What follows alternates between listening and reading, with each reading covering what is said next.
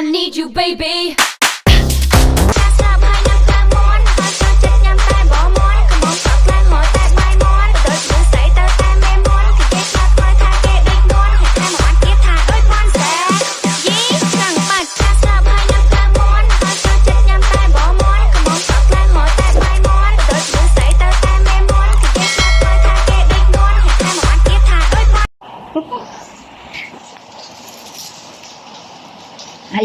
Ayan na yung mga balahibo ni, ang bait ng aso. Ang bait-bait. Ito pang buntot niya, Tata Joy. Iwan na lang natin yung buntot niya na may balahibo. Hindi, iiwanan ko yan, pero konti lang. Yung parang dragon. Ito may ano siya. Ayan siya.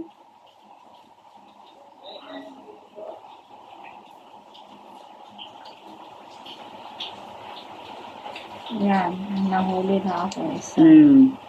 Pero kahit madami siyang balahibo, wala siyang kuto. At least May ini-spray ako. Ay, ini-sprayan mo. Ini-spray Ang bait ng aso, oh. Hindi halatang aso.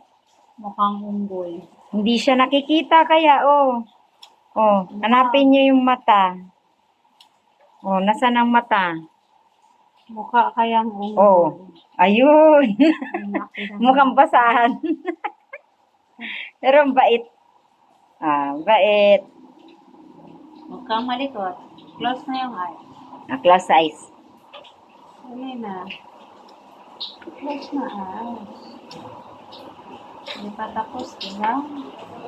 Mukha na siyang daga.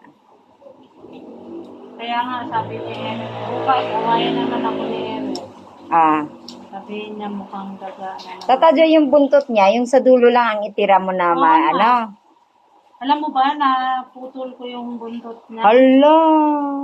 Nagbutaka ako. Pumunta siya sa ilalim ng butaka. Asus! Daming dugo. Oh, putol na talaga? Hindi, yung pinaka-dulo lang. Kaya na ganyan. Kaya na ganito. Kawawa. Ay, ito mabuo na yung buhok. Okay. Ito. Ayan. Ayan yung itim na itim. Yan ang naputol? Oh. Mukha siyang daga. Hindi pa. Higa lang. Balik ka, diba?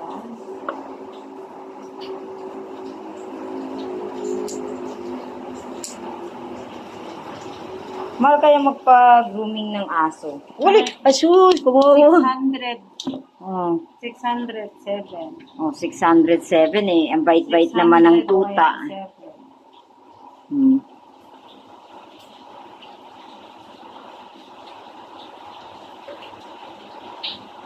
Meron na kasi siyang kuko dito. Dapat magupitan yan. Hindi, itong kuko niya. Ka lang! Nagalaw ko yung kuko niya. Si mama, itim kasi.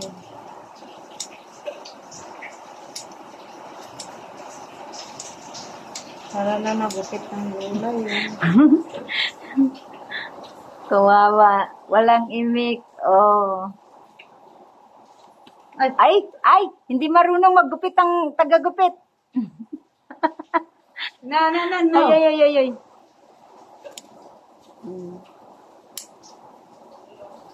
Tapos nagupit ko na pala yung kuko niya.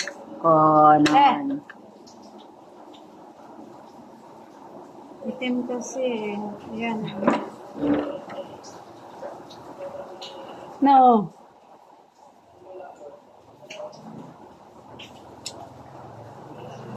Nanginginig siya sa takot eh. Baka maputol ang paa eh.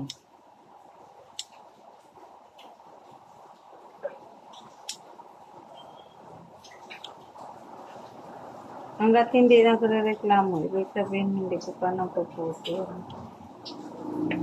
Kawawa. Kawawa ka ng kawawa. Gwapo na nga na eh.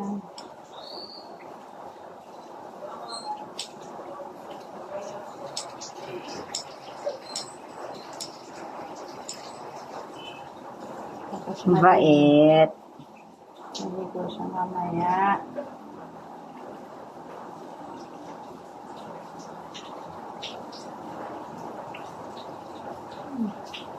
Mamaya mamaya haba pa.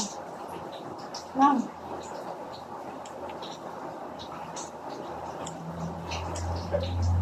Final sa leeg na.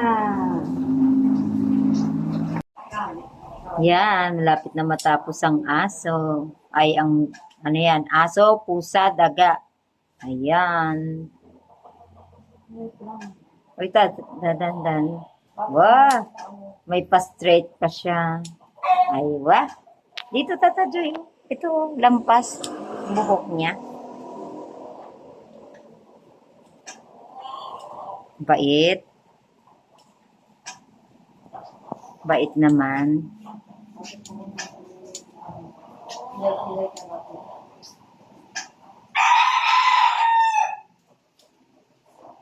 Ayan, yan sa side.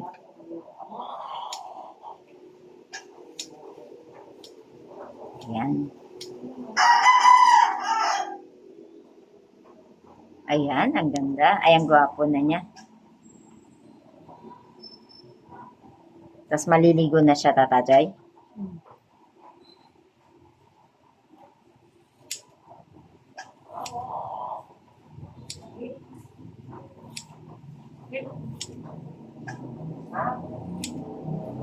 Pati manok.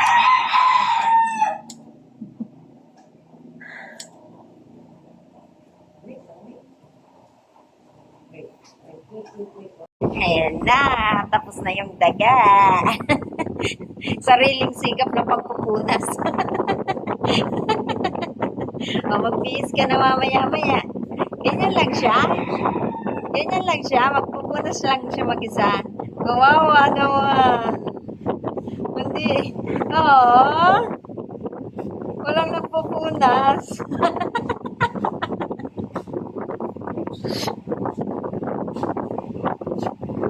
Ah, ba ito? Siya lang nagpupunas mag-isa. Pinabayaan siya ng amo niya.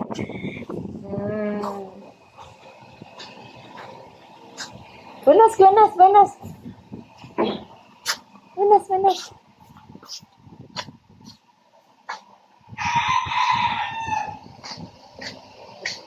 Si Mita, tapos na maligo.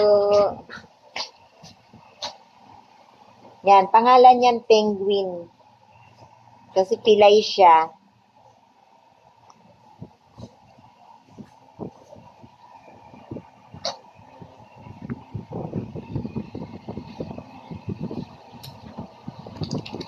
Basa pa siya. Basa pa siya, ta. Ako na. Matatanggal.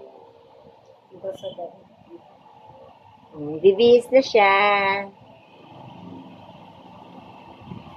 Aywa. Pagka nagupitan ko siya, lagi siyang may damit. Oo. May damit Ayun. May jacket pa nga siya. Pupunas ko yan. Pupunas pa siya. Kasi yung tenga niya may natirang buhok eh.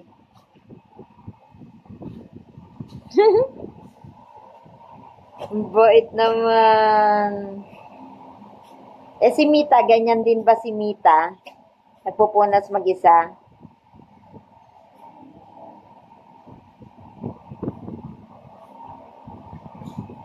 Ayan.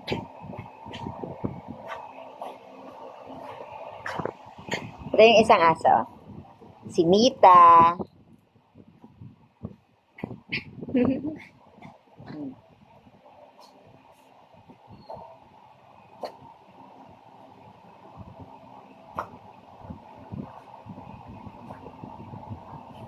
Bait ng penguin.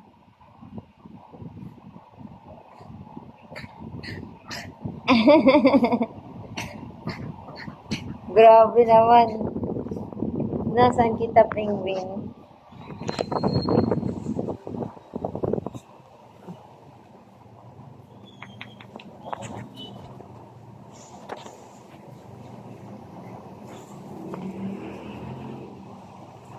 Ayun ba isang aso? Wala na. Penguin! Penguin! Penguin! Sino yan? Penguin! Penguin! Asan si Penguin? Penguin! Hindi ka si Penguin. Ala, Penguin! Punas-punas ulit. Mita, alis ka dyan, Mita. Punas ulit, Penguin. Mukha ikaw daga.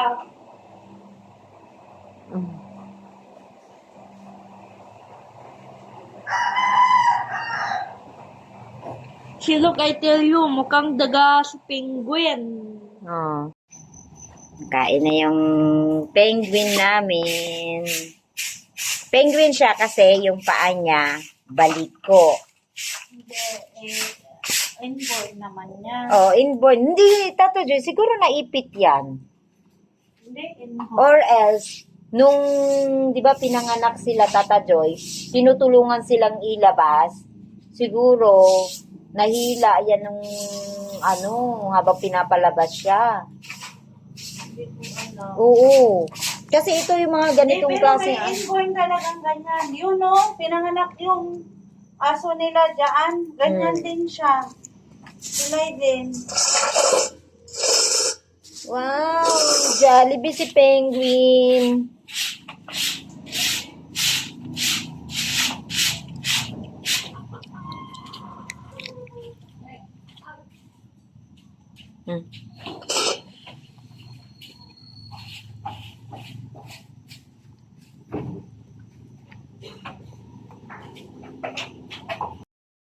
Oh, thank you so much.